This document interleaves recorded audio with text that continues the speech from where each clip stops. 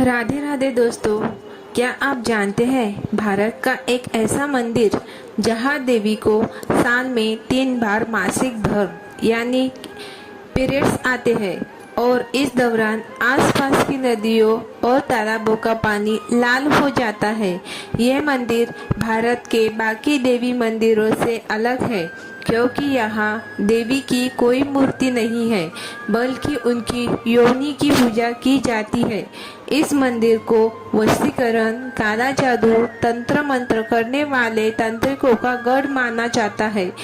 क्या आप जानते हैं यहाँ हर दिन मंदिर के कपाट खुलने से पहले एक पशु की बलि दी जाती है और पहले यहाँ मानव बलि भी दी जाती थी।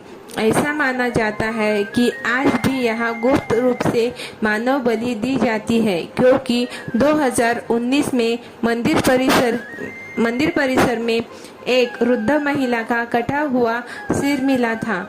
तो क्या आज भी यहाँ मानव बलि दी जाती है? दोस्तों, मैं वनीता आपका हमारे भक्ति बिट्स ठाकुर जी इस चैनल पर स्वागत करती हूँ। दोस्तों, आइए जानते हैं इस तंत्र मंत्र और रहस्यों से भरे कामाख्या देवी मंदिर की सच्चाई। असम के गुवाहाटी में स्थित कामाख्या मंदिर 51 शक्तिपीठों में से एक है। यहाँ माता सती की योनि और गर्भ भाग गिरा था। यही कारण है कि यह मंदिर 51 शक्तिपीठों में से सबसे महत्वपूर्ण माना जाता है क्योंकि योनि को जीवन के सृजन और संचार का सबसे बड़ा प्रतीक माना जाता है। यहाँ माता की मूर्ति की जगह माता की योनि रूप में पूजा की जाती है और माना जाता है कि यहाँ साल में 3 दिन यानी कि अंबुबाची मेले के दौरान माता को मासिक धर्म आता है और इस दौरान ब्रह्मपुत्र नदी का पानी खून की तरह लाल हो जाता है। वैज्ञानिकों का मानना है कि मिट्टी में मौजूद लोह तत्व यानी कि आयरन ऑक्साइड की वजह से यह पानी लाल हो जाता है। पर सबसे बड़ा सवाल यह है कि आखिर यह अंबुबाची मेले के दौरान ही क्यों होता है? यह शक्तिपीठ और भी खास तब बन जाता है जब देवी 10 महाविद्याओं के साथ विराजमान होती है। आखिर यह 10 महाविद्याएं कौन सी है और इनकी ताकत क्या है और क्यों तांत्रिक यहाँ आकर काला जादू करते हैं?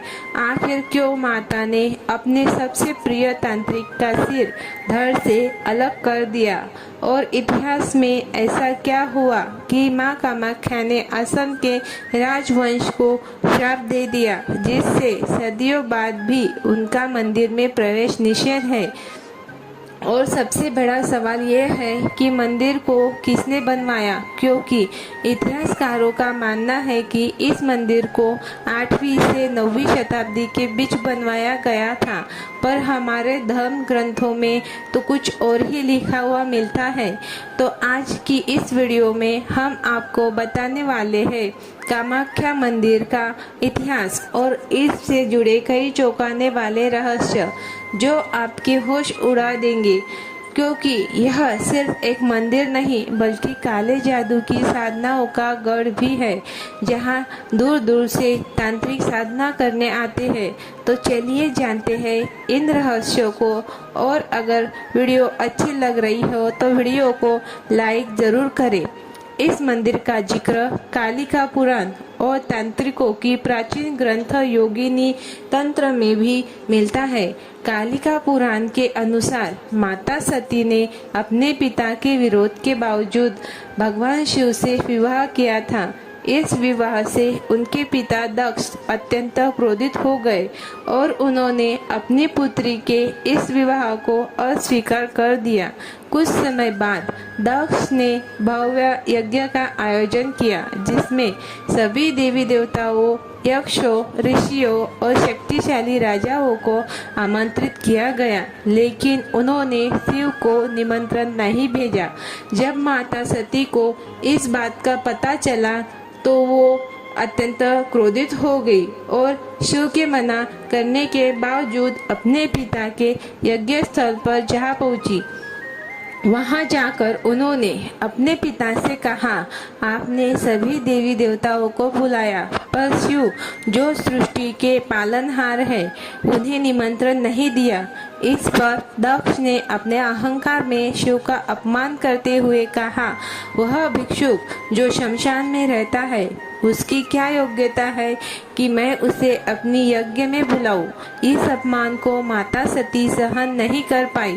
उनका हृदय व्यथित हो गया और उन्होंने शिव के प्रति अपनी निष्ठा दर्शाते हुए उसी यज्ञ की अग्नि में स्वयं को समर्पित कर दिया। जब शिव को इस घटना का पता चला तो वे क्रोध से भर गए और उन्होंने दक्ष का वध करने के लिए वीरभद्र को उत्पन्न किया। वीरभद्र ने एक ही झटके में दक्ष का सिर धड़ से अलग कर दिया। फिर शिव सती के विरह में उनके मृत शरीर को लेकर पूरे ब्रह्मांड में भटकने लगे। तब भगवान विष्णु ने अपने सुदर्शन चक्र से माता सती के शरीर के टुकड़े कर दिए और जहाँ जहाँ ये टुकड़े गिरे वहाँ शक्तिपीठों की स्थापना हुई। कामाख्या देवी मंदिर में माता सती का योनि गिरा था, जिसके कारण यह शक्तिपीठ अन्य सभी शक्तिपीठों में से अलग है और विशेष माना जाता है। इन घटनाओं के बाद भगवान शिव अपनी समाधि में लीन हो गए। तभी तारकासुर नामक एक असुर ने ब्रह्मा जी की कठोर तपस्या कर अपार शक्ति प्राप्त कर ली और तीनों लोकों पर अपना अधिकार जमा लिया। इससे सभी देवता अत्यंत परेशान हो गए और ब्रह्मा जी के पास पहुँचे। तब ब्रह्मा जी ने कहा, तारकासुर का वध केवल शिव के पुत्र द्वारा ही किया जा सकता है। लेकिन महादेव तो उमानंद पर्वत पर गहरी ध्यान अवस्था में लीन थे। उनके ध्यान को भंग करने का कार्य कामदेव को सौंपा गया। इसके बाद कामदेव ने शिव जी पर पुष्प बाण चलाया, जिससे उनकी समाधि टूट गई। परंतु शिव जी इस कृत्य से अत्यंत क्रोधित हो गए और अपनी तीसरी आंख खोलकर कामदेव को तुरंत भस्म कर दिया। तब कामदेव ने अपनी पत्नी रति और अन्य देवी देवताओं ने शिव जी से प्रार्थना की कि कामदेव को पुनः जीवन दान दे। उनकी प्रार्थना से शिव जी का क्रोध शांत हुआ और उन्होंने कामदेव को जीवन दान दे दिया, लेकिन उनका सुंदर रूप वापस नहीं आया। तब कामदेव और रति ने शिव जी से प्रार्थना की कि हे महादेव, हमें ऐसा जीवन ना दे जिसमें सौंदर्य ना हो। शिव जी ने उनकी प्रार्थना स्वीकार कर ली, लेकिन उन्होंने यह शर्त रखी, तुम्हें नीलांचल पर्वत पर माता सती के जनन अंग पर एक भव्य मंदिर का निर्माण करना होगा। इसके पश्चात नीलांचल पर्वत पर कामाख्या मंदिर के निर्माण की प्रक्रिया आरंभ हुई। इस कार्य में भगवान विश्वकर्मा ने भी सहायता की और उन्होंने मंदिर की भव्य संरचना तैयार की। इसके बाद कामदेव ने इस मंदिर में भैरव और 64 योगिनियों की मूर्तियां स्थापन की।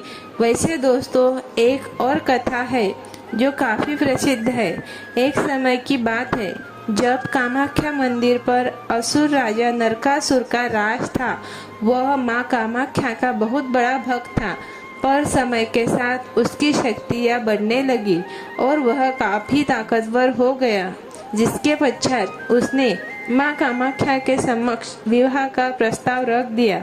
माता ने मना नहीं किया, बल्कि यह शर्त रखी। माता ने कहा, अगर तुम मुझसे विवाह करना चाहते हो तो एक ही रात में नीलांचल पर्वत की चोटी तक एक सीढ़ी का निर्माण करना होगा।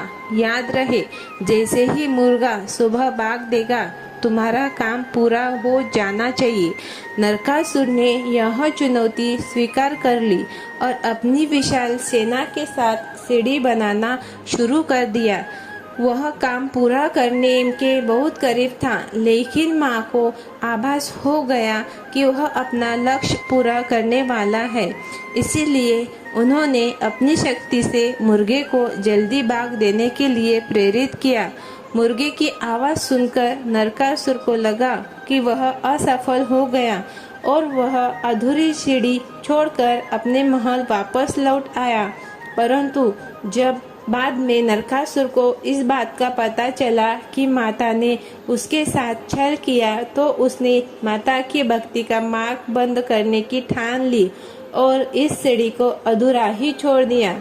जब आज भी कामाख्या जाने वाले भक्त उस अधूरी सीढ़ी को देख सकते हैं, जिसे मैकलूच पाट कहा जाता है, और जहाँ पर मुर्गे ने बाग दी थी उसी जगह पर नरकासुर ने मुर्गे को मार डाला, जिसे आज के समय में कुकुरा काटा के नाम से जाना जाता है। इन सब के बाद एक समय महर्षि वशिष्ठ माँ कामाख्या के दर्शन के लिए पहुँचे, परंतु नरकासुर ने उन्हें रोक दिया। तब महर्षि वशिष्ठ ने नरकासुर को क्रोध में कहा कि तुम्हें अंदाजा नहीं है कि तुम किसके सामने खड़े हो, किसका मार्ग रोक रहे हो। परंतु नरकासुर ने भी निश्चय कर लिया था कि वह माता के सारे भक्ति मार्ग बंद कर देगा, जिस कारण उसने महर्षि वशिष्ठ को भी जाने से मना कर दिया। महर्षि काफी क्रोधित हो उठे और नरकासुर को श्राप दिया, तुम्हारा वध भगवान विष्णु के अवतार द्वारा किया जाएगा और माँ कामाख्या हमेशा के लिए इस क्षेत्र को छोड़कर चली जाएंगी। इसके बाद जब नरकासुर ने माता के मंदिर में देखा तो माँ कामाख्या का योनिपीठ गायब हो चुका था। कुछ समय बाद नरकासुर का वध भगवान श्री कृष्ण द्वारा किया गया, जिसके पश्चात असम के लोगों ने माँ कामाख्या को वापस बुलाने के लिए महर्षि वशिष्ठ को फिर से बुलाया। महर्षि वशिष्ठ ने कहा कि अब माँ की कृपा प्राप्त करने के लिए यहाँ केवल वामाचार पद्धति अपनाई जाएगी। इसी कारण आज भी कामाख्या मंदिर में वामाचार पद्धति और बलि प्रथा का प्रचलन है और हर दिन मंदिर के कपाट खुलने से पहले एक पशु की बलि दी जाती है। वैसे दोस्तों, अब तक जो हमने जाना वह सारी पौराणिक कथाएं थी जो हमारे धर्म ग्रंथों में मिलती है, परंतु इतिहासकारों के अनुसार यह मंदिर 8वीं से 9वीं शताब्दी के बीच बनाया गया है। तो चलिए अब जानते हैं इसके निर्माण और विध्वंस की कहानी कि कैसे मुगलों ने इसे पूरी तरह तबाह कर दिया था। लेकिन उससे पहले वीडियो को लाइक करके चैनल को सब्सक्राइब कर ले। अब चलिए बिना समय गवाए जानते हैं इस मंदिर का असली इतिहास। मंदिर का सबसे पहला उल्लेख 8वीं से 9वीं शताब्दी में मिलता है, जब यह क्षेत्र पाल वंश यानी कि पाला डायनेस्टी के अंतर्गत था। पाल राजाओं ने हिंदू धर्म और तांत्रिक साधनाओं को प्रोत्साहित किया, इसीलिए कामाख्या मंदिर में तंत्र साधना और हिंदू शक्ति उपासना का अद्भुत संगम देखने को मिलता है। ऐसा माना जाता है कि मंदिर का प्रारंभिक निर्माण असम के स्थानीय कच्छारी राजाओं ने किया था, जिन्हें शक्ति की पूजा का ज्ञान था। कामरूप राज्य के शासक इंद्रपाल, धर्मपाल और जयपाल ने इस मंदिर को और भव्य रूप दिया।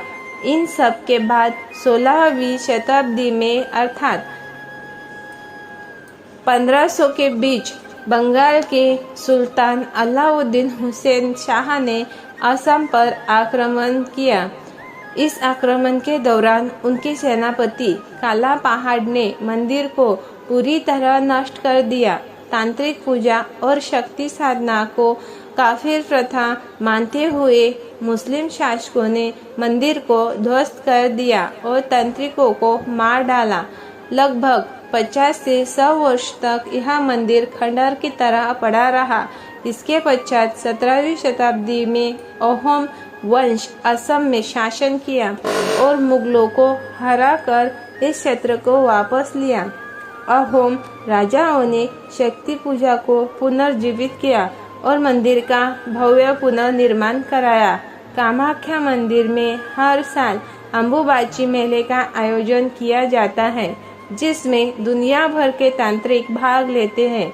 और माना जाता है कि इस दौरान देवी कामाख्या साल में एक बार मासिक धर्म यानी कि पीरियड्स में जाती है और इसी दौरान ब्रह्मपुत्र नदी का पानी खून की तरह लाल हो जाता है।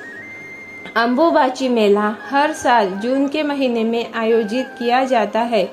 पौराणिक कथाओं के अनुसार यह त्योहार सतयुग में 16 वर्ष, त्रेता युग में 12 वर्ष, द्वापर युग में 7 वर्ष और कल युग में हर वर्ष मनाया जाता है।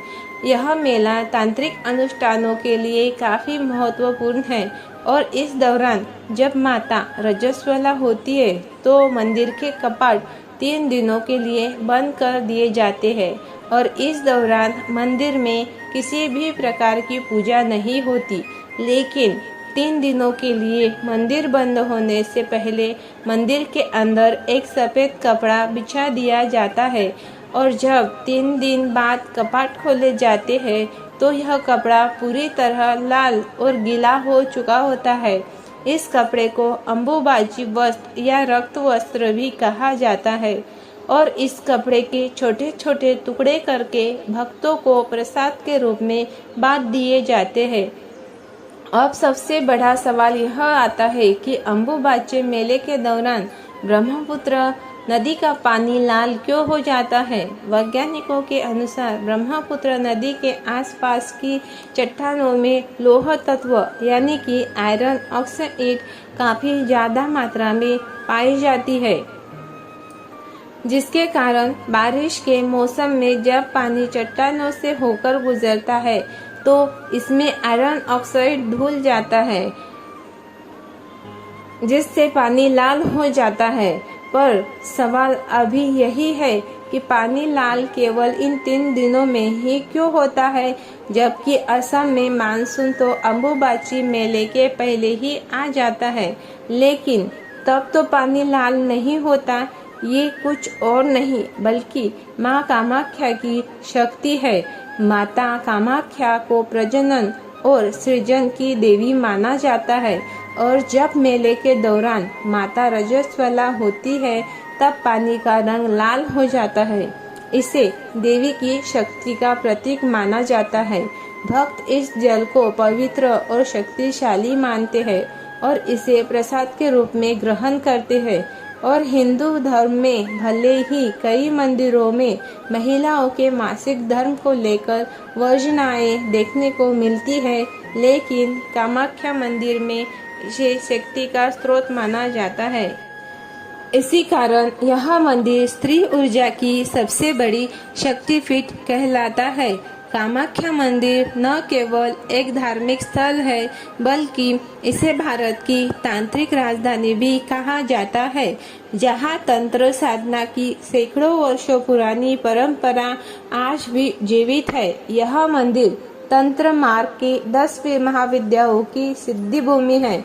वे 10 महाविद्याएं हैं काली, तारा, भुवनेश्वरी, छिन्नमस्ता, त्रिपुरा, भैरवी, धूमावती, बगलामुखी, मातंगी और कमला। यहाँ तांत्रिक साधु, अघोरी और सिद्ध योगी अपनी गुप्त सिद्धियां प्राप्त करने के लिए आते हैं और यह मंदिर काली एवं शक्ति की उपासना का सबसे बड़ा केंद्र माना जाता है, जिस कारण कामाख्या मंदिर को तांत्रिकों की काशी भी कहा जाता है। इस मंदिर में देवी को प्रसन्न करने के लिए मुख्य रूप से नर, बकरों, भैंसों और कबूतरों की बलि दी जाती है, लेकिन मादा पशुओं की बलि से दूर रखा गया है। माना जाता है कि जो भक्त पशुओं को कट्टा देखता है वह पूरे साल सुखी जीवन व्यतीत करता है। इस मंदिर के परिसर में हर ओर लाल रंग का दृश्य दिखाई देता है। एक और अद्भुत रहस्य यह है कि मंदिर के गर्भगृह के स्थित योनि आकार के पत्थर से हर समय पानी का बहाव होता है। आज तक इस जल स्रोत का कोई वैज्ञानिक स्पष्टीकरण नहीं मिला है, लेकिन इसे देवी की कृपा और सृजन का प्रतीक माना जाता है और भक्त इसे प्रसाद के रूप में ग्रहण करते हैं। वैसे क्या आपको पता है कि कामाख्या मंदिर में मानव बलि भी दी जाती थी और शायद आज भी यह काम चोरी छुपे किया जाता है, क्योंकि समय समय पर ऐसे मामले सामने आए हैं जिसमें 2019 का मामला चौंकाने वाला था। तो चलिए जानते हैं मानव बलि की असली सच्चाई। पर उससे पहले अगर वीडियो अच्छी लग रही हो तो वीडियो को लाइक करें और अपने चैनल को सब्सक्राइब कर लें। कामाख्या मंदिर का इतिहास रहस्य से भरा हुआ है और उनमें सबसे विवादास्पद विषय बलि प्रथा। तो क्या सच में इस मंदिर में मानव बलि दी जाती थी? ऐतिहासिक और पौराणिक स्रोतों के अनुसार प्राचीन भारत में कई मंदिरों में बलि प्रथा का पालन किया जाता था और कामाख्या मंदिर भी इससे अछूता नहीं था। कालिका पुराण और योगिनी तंत्र जैसे ग्रंथों में उल्लेख है कि शक्ति साधना के लिए इंसानों की बलि दी जाती थी।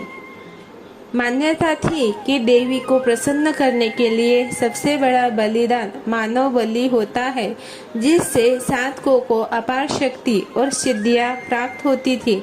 यह भी कहा जाता है कि बलि देने के लिए खास कुलाचार तांत्रिकों को चुना जाता था, जो गुप्त अनुष्ठान करके इसे संपन्न कराते थे।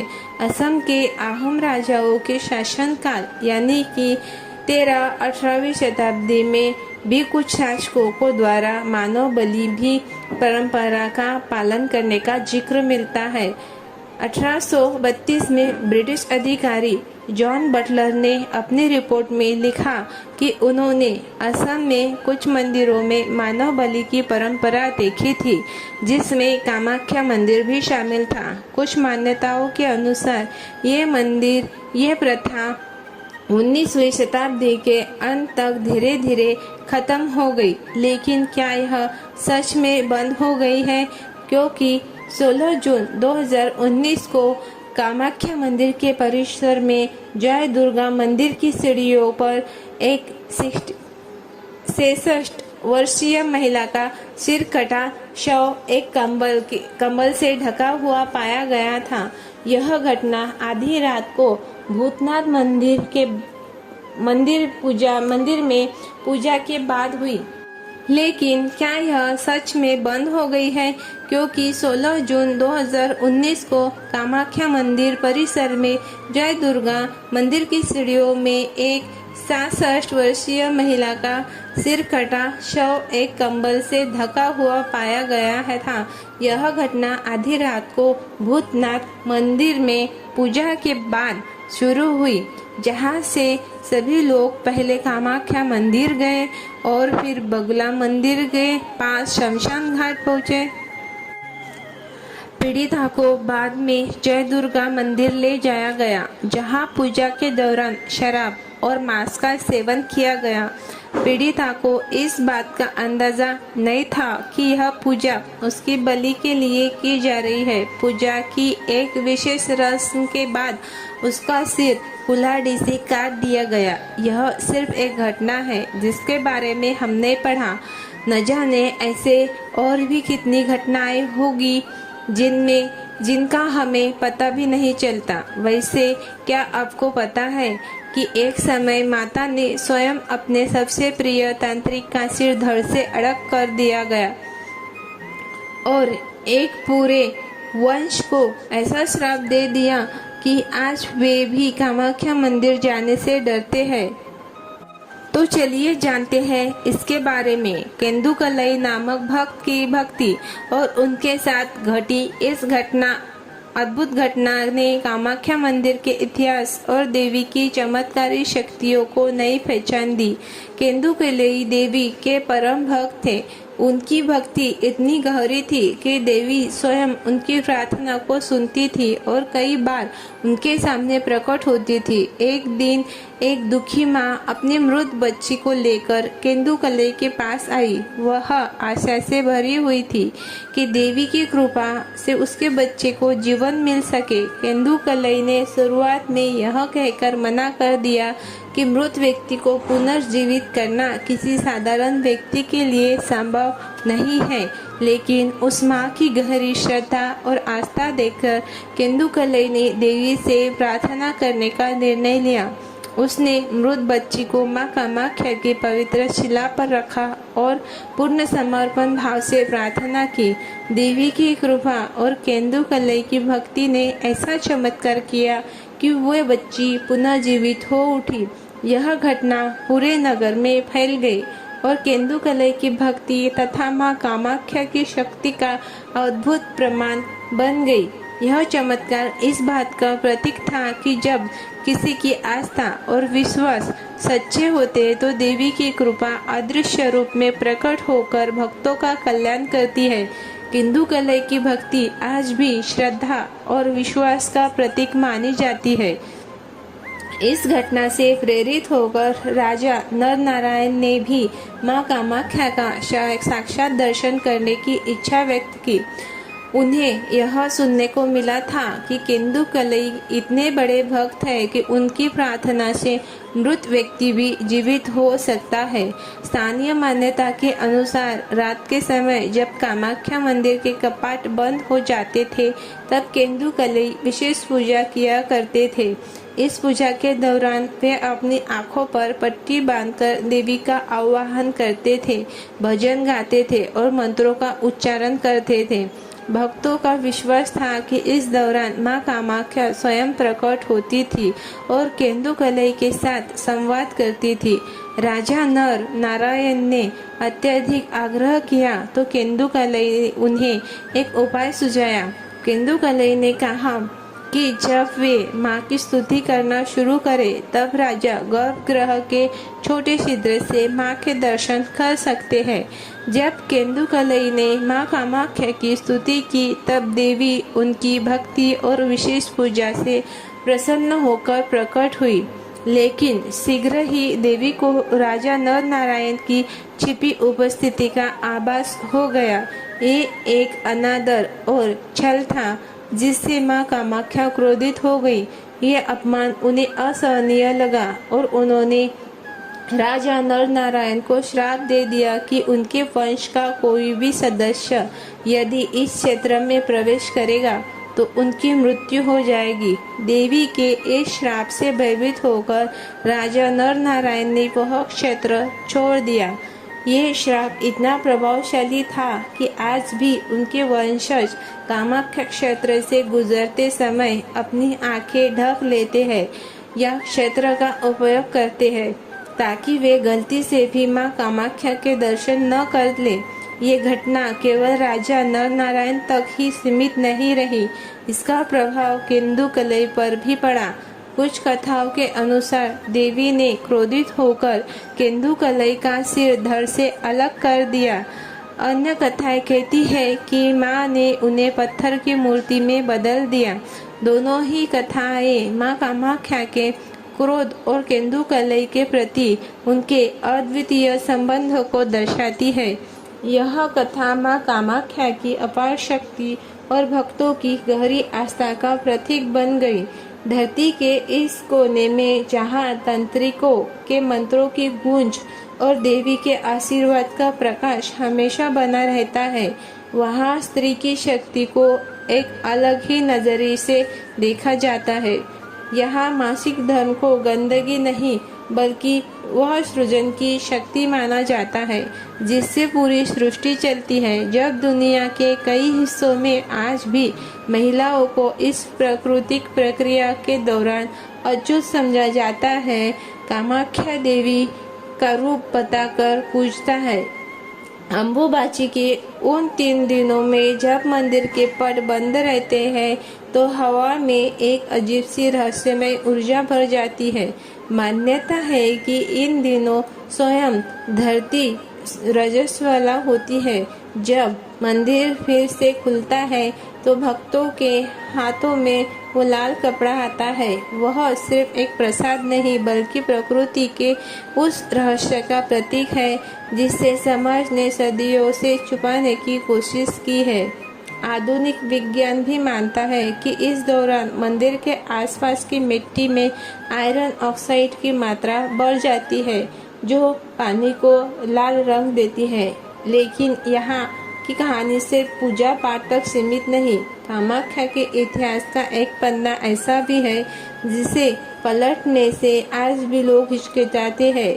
देवदासी प्रथा के नाम पर चली आ रही वह कुप्रथा, जिसने न जाने कितनी महिलाओं के जीवन को तहस नहस कर दिया। मंदिर की सेवा के नाम पर शुरू हुई यह परंपरा धीरे धीरे महिलाओं के शोषण का साधन बन गई। आज जब वह प्रथा बंद हो चुकी है, तब भी इसकी यादें यहाँ की दीवारों से चिपकी हुई है। आज के दौर में जब नारीवाद अपनी पहचान की तलाश कर रहा है, कामाख्या मंदिर एक अजीब विरोधाभास बना हुआ है।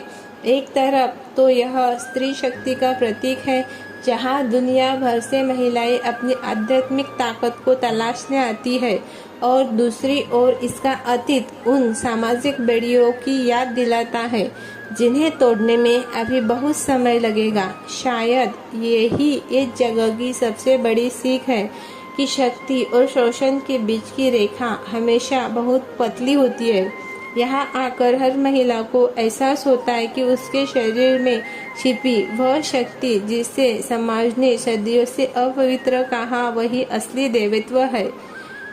जब वह लाल कपड़े को प्रसाद के रूप में लेती है, तो वह सिर्फ एक धार्मिक अनुष्ठान नहीं, बल्कि अपने अस्तित्व का उत्सव मनाती है। कामाख्या की यही सच्चाई इसे दुनिया भर में इतना खास बनाती है। जहाँ एक और तांत्रिक अपनी सिद्धियाँ पाने की कोशिश करते हैं, वही आज की नारी अपनी पहचान की तलाश में आती है।